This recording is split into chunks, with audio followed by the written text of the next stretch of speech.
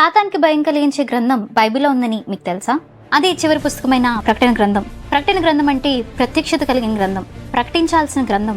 Bible అన్నిటిలో ప్రధానమైనది, ప్రత్యేకమైనది కూడా. జరగబోయే విషయాలను దేవుడు తన శిష్యుడైన యోహాన్ గారి చేత రాయించబడిన పుస్తకమే ప్రకటన గ్రంథం. మరి ఈ గ్రంథం సాతానికి ఎందుకు భయం అంటే, సాతాను వాడి అనుచరులు మిఖాయేలు దూతతో యుద్ధం చేసి ఓడిపోతారు, భూమి మీదకి పడతారు. అతని పన్నాగంలో తారుమారయ్యి ఓటమి రావడము, వాడి సహచరులైన యాంటీక్రైస్ట్ ఇంకా అబద్ధ ప్రవక్తలు నరకంలోకి వేయబడ్డము, వాడి రాజ్యం పూర్తిగా నాశనం అవడము జరుగుతుంది. సాతాను పాతాళంలో 1000 ఏండ్లు బంధింపబడి ఆ తర్వాత నిత్యాగ్ని నరకంలోకి త్రోయివేయబడ్డము, దేవుని రాజ్యం స్థాపించబడ్డము, ఇవన్నీ ప్రకటన గ్రంథంలో ఉన్నాయి. వాడి బలము తాత్కాలికమని, వాడికి వాడి అనుచరులకు ఖచ్చితంగా ముగింపు ఉందని ఈ గ్రంథం గుర్తు చేస్తుంది. ఇందులో వాడు చేసిన తప్పులన్నిటికీ శిక్ష దాగి ఉంది, వాడి పతనం ఉంది, దేవుని ప్రజలకు జయం ఉంది, నూతన యెరూషలేము అంటే పరలోకము, దేవుని మహిమ ఉంటుంది, చెడ్డవాళ్ళకి తీర్పు కూడా ఉంటుంది, దేవుని రాజ్యం మొదలవుతుంది. అందుకే విషయాల గురించి ఎవరికి తెలియడం ఇష్టం లేక చదివే వాళ్ళని చెడగొడతాడు, కన్ఫ్యూజ్ చేస్తాడు, దాన్ని వివరించే వాళ్ళని లేకుండా చేయాలని కూడా చూస్తాడు. ఎందుకంటే ఈ గ్రంథంలో సాతాను అంతం ఉంటుంది.